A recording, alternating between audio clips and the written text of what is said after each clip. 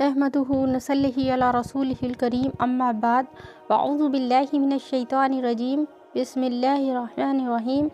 اللہ پاک نے سورہ یاسین میں فرمایا وَنُفِخَ فِي الصُّورِ فَإِذَا هُم مِّنَ الْأَجْدَاثِ إِلَىٰ رَبِّهِمْ يَنسِلُونَ قَالُوا يَا وَيْلَنَا مَنْ بَعَثَنَا مِن مَّرْقَدِنَا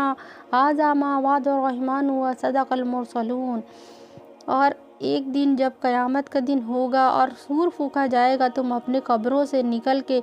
ہماری طرف دوڑ پڑو گے اور کہو گے کہ ہائے میری بربادی، یہ کس نے ہمیں ہماری خوابگاہوں سے جگا دیا۔ اور ارے جو تو رسولوں نے جو کچھ کہا تو وہ تو سچ ہو گیا۔ آج یہی حال ہمارا ہے، ہم سمجھتے ہیں کہ ہمیں قبروں سے نکالا نہیں جائے گا اور ہمارا کوئی حساب نہیں ہوگا، لیکن اس وقت جو ہے وہ سب لوگ کہیں گے کہ ہمارے یہ تو سب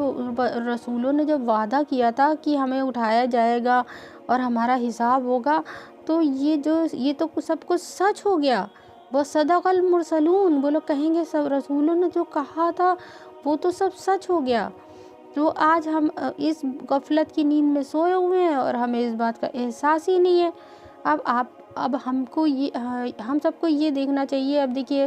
شب برات بھی ہے اور اس کے بعد جو ہے رمضان آنے والے ہیں، یعنی شعبان کا مہینہ چل رہا ہے اور رمضان آنے والے ہیں۔ یوں سمجھ لیجئے اللہ پاک اپنے بندوں سے اتنی محبت کرتے ہیں کہ رمضان آنے سے 11 مہینے پہلے سے ہی جنت کو سجایا جاتا ہے اپنے بندوں کے لیے کہ میرے نیک بندے میری عبادت کریں گے۔ اور جو ہے یہ سمجھ لیجئے کہ 11 مہینے سے تیاری شروع ہو جاتی ہے۔ تو کیا ہم نے تیاری کی ہے؟ لیکن ہم کوئی تیاری نہیں کرتے ہیں رمضان کی کہ ہمیں اللہ کو اپنے راضی کرنا ہے۔ ہمیں بھی تو اللہ پاک کی رضا کے لیے سب چیزیں کرنی چاہیے۔ رمضان آنے سے پہلے تیاری کرنا چاہیے تھا، ہم نے کچھ نہیں کیا۔ ہماری نمازیں نہیں اچھی، ہماری نمازوں میں غلطی ہے، ہماری تلاوت میں غلطیاں ہیں، ہماری تجوید میں غلطیاں، لیکن ہمیں ان چیزوں کا کوئی فکر نہیں۔ ہمیں تو بس انٹرٹینمنٹ سے مطلب ہے۔ ہم اگر کچھ سنتے بھی ہیں فون پہ تو سوچتے ہیں کہ انٹرٹینمنٹ ہمارا ہو جائے اور بس ہم اسی میں ثواب ہمیں مل جائے۔ ہم کوئی بیان سن لیں اچھا سا تو ہمیں مزہ آ رہا ہے، تو مزے کے لیے نہیں ہے، ہمیں اپنی جو ہے عبادتوں کو صحیح کرنا ہے۔ ہماری جو ہے تجوید اگر نہیں صحیح ہوئی ہے تو ہماری نمازیں غلط ہو جائیں گی۔ کچھ غلطیاں ایسی ہوتی ہیں نماز میں ہم لوگوں کو تو تلاوت میں ہو جاتی ہیں کہ جس سے ہماری نماز خراب ہو جاتی ہے، ہماری نماز انویلڈ ہو جائے گی۔ تو ہمیں اپنی جو مخرج ہے اس جگہ سے نکالنا بہت ضروری ہے۔ تو آپ لوگوں سے گزارش ہے کہ جتنی جلدی ہو سکے اپنے پاس اپنے قریب جہاں کہیں بھی جو ہے تجوید کا کورس کروایا جا رہا ہے وہاں جا کے آپ اپنا تجوید کا کورس کمپلیٹ کر لیجئے۔ اور اگر آپ چاہیں تو آپ ہمارے پاس بھی کمنٹ کر سکتے ہیں، تو ہمارے پاس بھی ایک پورا کورس تجوید کا ہے، ہم اس کو اپلوڈ کر دیں،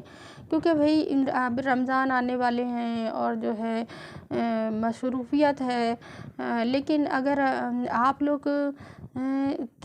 آپ لوگوں کی خواہش ہوگی تو پھر ہم ٹائم نکال کے اپنے تجوید کے لیسنس اپلوڈ کریں گے آپ کے لیے، تاکہ آپ کی نمازیں اچھی ہو جائیں رمضان میں اور پوری زندگی کے لیے آپ کی نمازیں اچھی ہو جائیں، آپ کی جو ہے قرآن کی جو تلاوت ہے وہ اچھی ہو جائے۔ تو یوں سمجھ لیجئے کہ ہمارے جو ہیں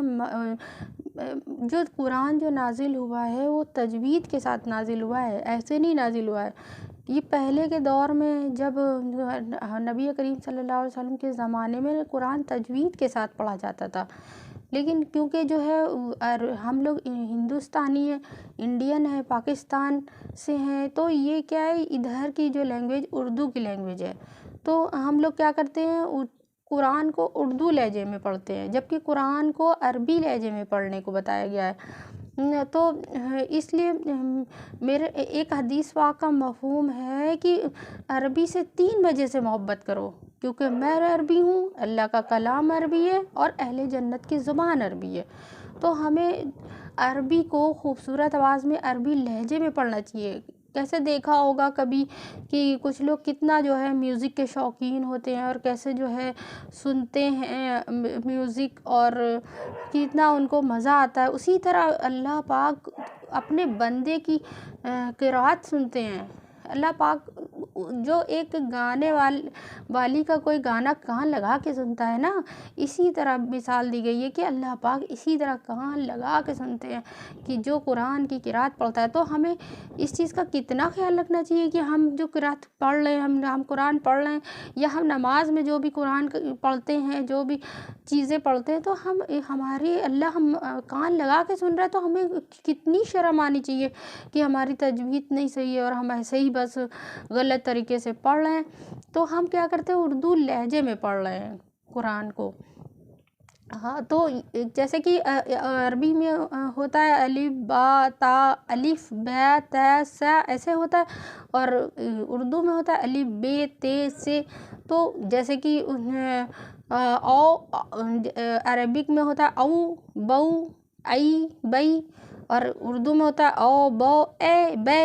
تو یہ ہم قرآن کو بہت ہی غلط طریقے سے پڑھ رہے ہیں، اور ہماری جو ہے ساری نمازیں، ہماری جو ہے سب کیسے اللہ پاک کے یہاں ہمیں قبول کروانا ہے نا، تو ہمیں بھی تو رمضان کی تیاری شروع کر دینا چاہیے تھا۔ پھر بھی خیر چلیے، ابھی بھی اتنا لیٹ نہیں ہے۔ یہ سمجھ لیجئے اگر ہم نے آج علم حاصل آج ہم نے علم حاصل کرنا شروع کر دیا، آج ہمارا پہلا دن ہے، ہم نے نیت کیا اور ہم نے علم حاصل کرنا شروع کر دیا، تو علم حاصل کرنے والے کا اللہ پاک کے یہاں اتنا بڑا مرتبہ ہے، اتنا بڑا مرتبہ ہے کہ اگر آج نیت کیا ہے اور آج اس کی زندگی کا آخری دن تھا، اور تو اس کا جو ہے اس کا جو اسٹوڈنٹ جو ہوتے ہیں اس میں نام لکھا دیا جائے گا، اس کا جو ہے یعنی کہ اس نے جو ہے طالب علم میں اس کا نام لکھ دیا گیا۔ تو طالب علم کا درجہ اور نبی کے درجے میں صرف ایک درجے کا فرق ہے۔ اللہ پاک نے اتنا زیادہ اجر رکھا ہے علم حاصل کرنے کا، تو پھر ہمیں کیوں ہم لاپرواہی کر رہے ہیں، کیوں اپنی نمازوں کے ساتھ اس طرح سے لاپرواہی کر رہے ہیں۔ ہم کسی کا گھر دیکھتے ہیں یا کسی کے کپڑے دیکھتے ہیں یا کسی کی جویلری دیکھتے ہیں یا کوئی بھی چیز دیکھتے ہیں، تو ہم ہمیشہ یہی تمنا کرتے ہیں کہ ہمارے پاس اس سے اچھا گھر ہو، ہمارے پاس اس سے اچھے کپڑے ہوں، اس سے اچھی جویلری ہو، ہر چیز جو دنیاوی ہے اس کے بارے میں ہم یہی سوچتے ہیں ہماری اس سے اچھی ہو، لیکن دین کے معاملے میں ہم کم سے کم میں راضی ہو جاتے ہیں کہ جو ہماری بچپن میں جو ہم نے رٹ لیا نماز، جو ہماری جو غلطیاں تھیں وہ اسی طرح سے ہم نے آج اتنی عمر ہونے کے بعد انسان پوری عمر بڑھ جانے کے بعد بھی وہ اسی طرح بچپن کی نمازیں پڑھ رہا ہے، بچپن کی تلاوت۔ اس نے کبھی یہ نہیں سوچا کہ ہم جو ہے اس کو ایک بار سنائیں تو کسی کو کہ ہماری نماز، ہماری قرآن، ہماری قرات صحیح ہے کہ نہیں صحیح ہے۔ کیونکہ جب ہم لوگ کو اگر جس مخرج کو جہاں سے نکالنا ہے اگر وہاں سے نہیں نکالا تو معنی چینج ہو جاتے ہیں۔ اب فار ایگزامپل اگر یہ کہا جاتا ہے کہ درسا کے معنی ہوتے ہیں کہ اس ایک آدمی نے پڑھایا، اگر ہم اس کو تھوڑا سا بھی کھینچ دیں گے، درسا کی جگہ درسا کہہ دیں گے، تو اس کے معنی چینج ہو جائیں گے۔ اس کے معنی یہ ہو جائیں گے کہ ان دو آدمیوں نے پڑھایا۔ اسی طرح زال سے زلہ ہوتا ہے، اس کے معنی الگ ہوتے ہیں، زے سے زلہ کے معنی الگ ہوتے ہیں، زواد سے زلہ کے معنی الگ ہوتے ہیں، اور سب چیزوں کے ہم اب اس وقت ساری ڈیٹیل میں بتانا مشکل ہے، لیکن بس یہ سمجھ لیجئے کہ ایک مخرج کے ذرا سے فرق ہو جانے سے پورے معنی چینج ہو جاتے ہیں۔ اب اگر ہم نے کہہ دیا قل هو اللہ احد جو ہوتا ہے، قل هو اللہ احد کو بڑا کاف سے اگر ہم نے نہیں کہا اور ہم نے چھوٹے کاف سے کہہ دیا، جو کہ نارملی لوگ ہیں نا کیئرلیسلی کہہ ہی دیتے ہیں، تو اس کے معنی چینج ہو جائیں گے۔ قل هو اللہ احد کے معنی ہے کہہ دیجئے کہ وہ اللہ ایک ہے، اور ہم نے کیا کہا قل هو اللہ احد، تو اس کے معنی کیا ہو جائیں گے، کھا جاؤ کہ اللہ ایک ہے۔ تو سوچئے کتنے معنی چینج ہو گئے۔ اور کہیں دیکھیے ایسے قلب آتا ہے، قلب اکثر قرآن میں لکھا رہتا ہے، اور لاپرواہی میں کیئرلیسلی ہم کیا پڑھتے تھے اس کو قلب، اور قلب کے معنی ہوتے ہیں کتا۔ تو سوچیے ہم تلاوت کر رہے ہیں اللہ کو راضی کرنے کے لیے، ہم نمازیں پڑھ رہے ہیں اور ہمارے جو ہے معنی ہی چینج ہو گئے۔ جب معنی چینج ہو گئے تو ہماری نماز نہیں مانی گئی، اور ہمارے قرآن کی تلاوت ہے جو ہم لوگ رمضان میں سوچتے ہیں کہ کیا کرنا ہے، کہ جو 10 قرآن پورا کرتے ہیں اور ایک دوسرے کو بتاتے ہیں، بڑا کمپٹیشن چلتا ہے کہ ہم کیسے جو ہے قرآن ہماری زیادہ سے زیادہ دوسروں سے زیادہ ہم تلاوت کر لیں۔ لیکن کیا فائدہ، بار بار اس کو جلدی سے پورا کمپلیٹ کرنے کے لیے ہم جو ہے ہمارے پاس ٹائم ہی نہیں ہے کہ ہم اس کو صحیح طریقے سے پڑھ لیں۔ اس سے بہتر ہے کہ اگر ہم 10 بار قرآن پڑھنے سے بہتر ہے ایک بار ہم اس کو صحیح طریقے سے پڑھ لیں، اور ہم دوسروں کو دکھانے کے لیے اس کو جو ہے زیادہ سے زیادہ پڑھتے ہیں کہ دوسرا کوئی پوچھے گا تو ہم اس کو بتائیں گے کہ دیکھو ہم نے اتنی قرآن پڑھی ہے، تو ہاں اس سے کیا فائدہ ہوگا؟ جب ہم اللہ کے لیے کر رہے ہیں نا، تو ہماری عبادت قبول ہونا بھی تو ضروری ہے، تو ہم اس طرح سے کریں کہ قبول تو ہو جائے۔ تو بہت جلد از جلد، ذرا بھی ٹائم نہیں ویسٹ کریے آپ لوگ بالکل بھی، اور پہلی فرصت میں اپنی جو ہے تجوید صحیح کیجیے، کیونکہ جو ہے ہماری عبادتیں جو ہے ہمارے اللہ کے لیے ہیں، اور ہم لوگ اگر نہیں ابھی فکر کریں گے تو پتہ نہیں ہم جب جائیں گے اللہ پاک کے یہاں، وہ اگر ہماری نیکیاں نہیں قبول ہوئی تو پھر ہم کیا کریں گے، ہم کس سے کہیں گے؟ کوئی نہیں ہوگا بچانے والا۔ آج ہمارے پاس وقت ہے تو ہمیں چاہیے کہ ہم اپنی کوشش کریں۔ اس رمضان آپ لوگ کو چاہیے کہ اپنی جو ہے قرآن کی تجوید صحیح کر لیں، اور قرآن کے سمجھ لیجئے سارے حقوق ادا کرنا ہے، کیونکہ جو انسان اچھے سے، ایک حدیث پاک کا مفہوم ہے، جو قرآن اچھے سے پڑھتا ہے اور اچھی تجوید سے پڑھتا ہے، قرآن کا حق ادا کرتا ہے، تو وہ سمجھ لیجئے کس کے ساتھ اٹھایا جائے گا؟ وہ ان کے گروپ کے ساتھ اٹھایا جائے گا، ان فرشتوں کے۔ ایک تو فرشتے خود ہی اتنے نیک ہوتے ہیں اور ان کے نہ کوئی گناہ ہوتے ہیں، اور وہ لیکن ان میں سے بھی جو بہت ہی مقرب بندے ہوں گے، فرشتے ہوں گے اللہ کے بالکل قریب، ان کے گروپ میں وہ انسان اٹھایا جائے گا جو قرآن کا حق ادا کرتا ہے۔ اور قرآن سمجھیے ہمارے لیے جھگڑا کرے گا اللہ پاک کے وہاں، کہ اس بندے کو، اس کو ہم جہنم میں نہیں اس کو عذاب نہیں دیجیے اللہ پاک، اس نے قرآن کا حق ادا کیا ہے، اور اگر ہم قرآن کا حق نہیں ادا کریں گے تو یہی قرآن ہمیں جو ہے گھسیٹ کے جہنم میں لے جائے گا۔ تو ہم یہ صرف نہیں سوچے کہ ہم رمضان میں بس روزہ رکھ لیں اور بس جس طرح سارے رمضان گزرے اسی طرح یہ بھی گزر جائے، ایسا نہیں کرنا ہے ہمیں۔ رمضان تو آتا ہی پریکٹس کرنے کے لیے، مسلمان کو پریکٹیکل بنانے کے لیے آتا ہے، اس لیے تھوڑی آتا ہے کہ بس 1 مہینہ ہم نے عبادت کر لی اور 11 مہینے ہم نے گناہ میں لگا دیے۔ نہیں، رمضان اس لیے آتا ہے کہ ہم رمضان میں پریکٹیکل مسلمان، جتنے سے زیادہ پریکٹیکل مسلمان ہو سکتے ہیں ہو جائیں، اور اس کو پوری 11 مہینے اسی طرح سے ہی گزاریں، اور پھر آتے آتے رمضان تھوڑی بہت ہماری ہیبٹ میں جو کمی آ جاتی ہے، جو اپنی جو ہے جیسے مسنون دعائیں پڑھنے میں یا پھر کسی چیز میں دینی کمزوریاں آ جاتی ہیں، جیسے کہ عبادت میں، تو پھر رمضان آ جاتا ہے، پھر ہم اس میں عبادت کر کے اپنی پریکٹس کر کے اپنے آپ کو صحیح کر لیں، اس لیے آتا ہے۔ اور ہمیں یہ کرنا ہے، اس رمضان ہمیں کرنا ہے، رمضان میں محنت کرنی ہے، اپنی جو ہے قرآن کی تلاوت کو صحیح کرنا ہے، اپنی نمازوں کو صحیح کرنا ہے، اور قرآن کا حق ادا کرنا ہے۔ قرآن کو جو ہے سب سے پہلے تو قرآن کا حق یہ ہے کہ ہم اس کو مانیں کہ یہ اللہ کی کتاب ہے، یہ آسمان کی کتاب ہے، کوئی معمولی کتاب نہیں ہے، اللہ کی طرف سے ہے، اور اس میں جو کچھ بھی ہے وہ بالکل سچ ہے۔ پھر ایک حق ادا ہوگا صرف اس میں، اور جب دوسرا حق تب ادا ہوگا جب اس کو تجوید کے ساتھ پڑھیں گے، بالکل صحیح طریقے سے ایک حرف کا حق ادا کریں گے، تب سمجھ لیجئے ہمارے قرآن کا دوسرا حق ادا ہوگا۔ یہ سمجھیے کہ ایک حدیث پاک کا مفہوم ہے کہ قرآن کے ایک حرف کو پڑھنے سے 10 نیکیاں ملتی ہیں، اور میں یہ نہیں کہتا کہ الف لام میم ایک حرف ہے، بلکہ الف ایک حرف ہے، لام ایک حرف ہے، اور میم ایک حرف ہے، تو سوچئے صرف ہم نے الف لام میم کہا اور ہماری نامہ اعمال میں 30 نیکیاں لکھ دی گئیں۔ تو ہمیں کیا کرنا ہے، ہمارے قرآن میں جو بھی ہم پڑھتے ہیں ان میں دیکھیں، ہم نے چھوٹی سی بھی ایک آیت اگر پڑھ لیا صحیح پرفیکٹ طریقے سے، تو اس میں کتنے الفابیٹس ہیں، ہر الفابیٹ کے بدلے میں 10 نیکیاں لکھی جاتی ہیں۔ اور پھر رمضان آنے والے، رمضان میں تو ہر نیکی 70 گنا زیادہ بڑھ جاتی ہے۔ تو ہمیں کتنا زیادہ قرآن کو صحیح طریقے سے پڑھنا ضروری ہے، اور ساری عبادتوں کو صحیح طریقے سے کرنا ہے۔ صرف عبادت کرنا نہیں ہے، اس کو صحیح طریقے سے نبی کے طریقے سے کریں گے تو ہی قبول ہوگی۔ تو عبادت میں یہی تو شرط ہے کہ اس کو نیکی کے، اس کو جو ہے اخلاص اس میں ہونا چاہیے، اور اس میں نبی کا طریقہ ہونا چاہیے۔ ہم اپنے طریقے سے کریں گے اور ہمارے اندر اخلاص نہیں ہوگا، صرف دکھاوا ہوگا، جیسے کہ عام طور تو ہوتا ہے کہ لوگ ہے نا زیادہ سے زیادہ قرآن پڑھتے ہیں اور بڑے شان سے بتاتے ہیں کہ ہماری اتنی قرآن پوری ہوئی ہے، اور جبکہ یہ اللہ کے لیے کر رہے ہیں تو پھر لوگوں کو بتانے کی کیا ضرورت ہے۔ اور دوسری بات یہ کہ جو ہے اس کو بس کسی طریقے سے کرنا ہے، چاہے اس میں جو ہے کتنی بھی غلطیاں ہوں، نہیں، ہم اللہ کی رضا کے لیے کر رہے ہیں تو نبی کا طریقہ بھی اپنانا ہوگا،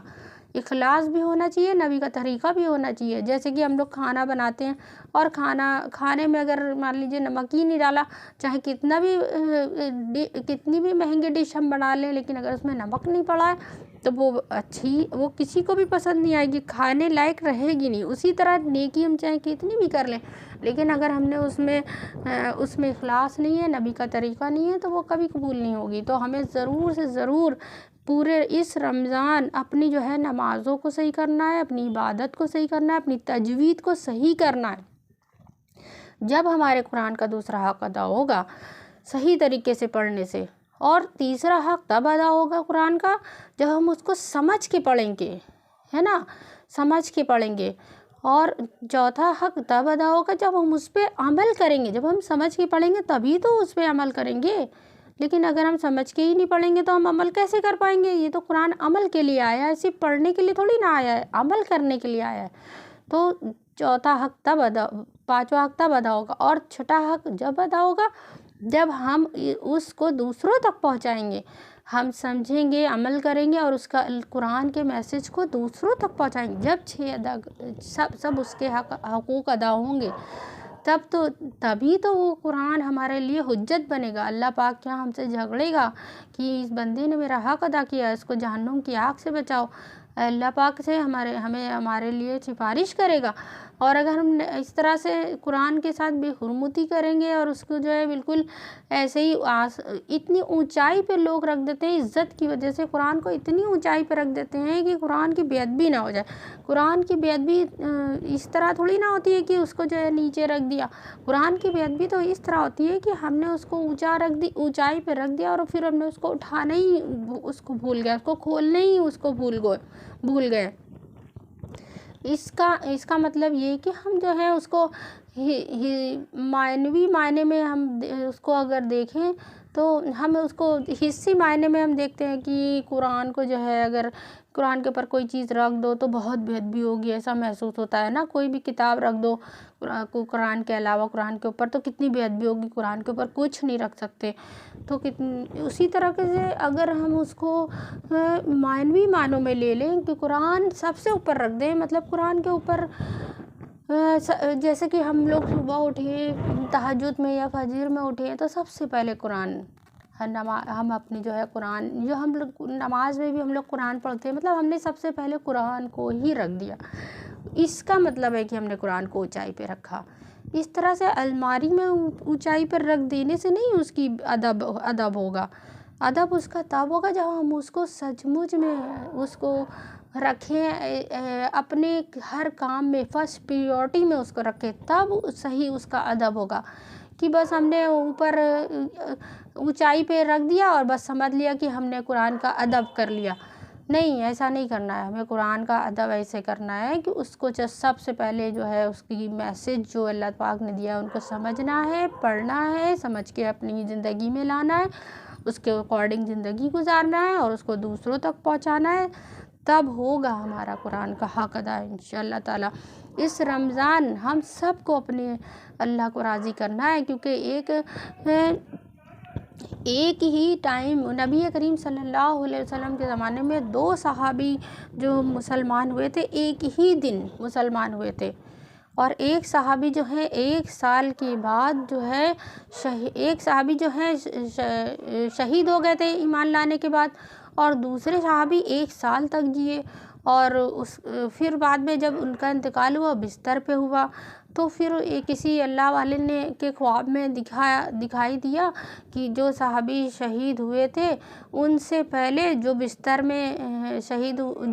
میں جن کا انتقال ہوا ہے، نیچرل ڈیتھ ہوئی ہے، وہ ان سے پہلے جو ہے جنت میں چلے گئے، اور شہید جو ہے بعد میں گئے۔ تو انہوں نے حضور پاک صلی اللہ علیہ وسلم سے اس بارے میں دریافت کیا، تو انہوں نے کہا اس میں حیرت کی کیا بات ہے، وہ شہید ہوئے تھے تو اس کے بعد جو ہے 1 سال یہ جیے ہیں، اور ان کی زندگی میں ان کو اتنی نمازیں پڑھنے کا موقع ملا اتنے پورے سال کی، اور ان کو رمضان کے روزے مل گئے، اور ان کو جو ہے شب قدر مل گئی، رمضان کی لیلۃ القدر ملی،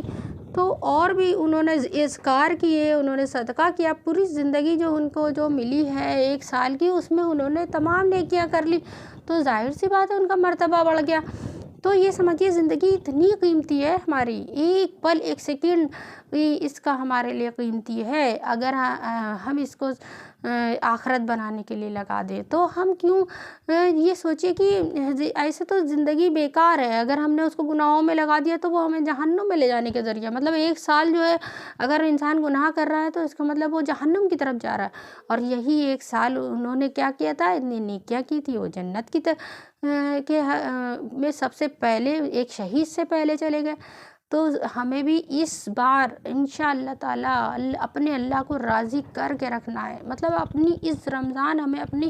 اللہ کو راضی کرنا ہے، جو جتنے بھی گناہ ہم سے ہو چکے ہیں اللہ تعالیٰ کو منانا ہے، پوری طریقے سے منانا ہے، اپنی تجوید صحیح کرنا ہے، اس رمضان اپنے قرآن کو تلاوت کو صحیح کرنا ہے، اور آپ سب اگر انٹرسٹڈ ہیں اپنی تجوید صحیح کرنے کے لیے تو ہم فری آن لائن آپ کو لیسن بھیجیں گے، اور آپ اس کے آپ کو انشاءاللہ سیلف اسٹڈی سے اپنا قرآن صحیح کر سکتی ہیں، اور آپ کو جو کچھ نہ سمجھ میں آئے وہ ہمیں آپ میسیج کر دیجیے گا کمنٹ میں، تو ہم آپ کو صحیح طریقے سے سمجھا دیں گے انشاءاللہ تعالی، اور اللہ تعالیٰ کہنے سننے سے زیادہ ہم سب کو عمل کی توفیق عطا فرما دے۔ وآخر دعوانا الحمدللہ رب العالمین۔ سبحان اللہ و بحمدہ، سبحانک اللہم و بحمدک، نشہد ان لا الہ الا انت، نستغفرک و نتوب الیک۔ سبحان ربک رب العزت عما یصفون، وسلام علی المرسلین، والحمد للہ رب العالمین، برحمتک یا ارحم الراحمین۔ السلام علیکم ورحمۃ اللہ وبرکاتہ۔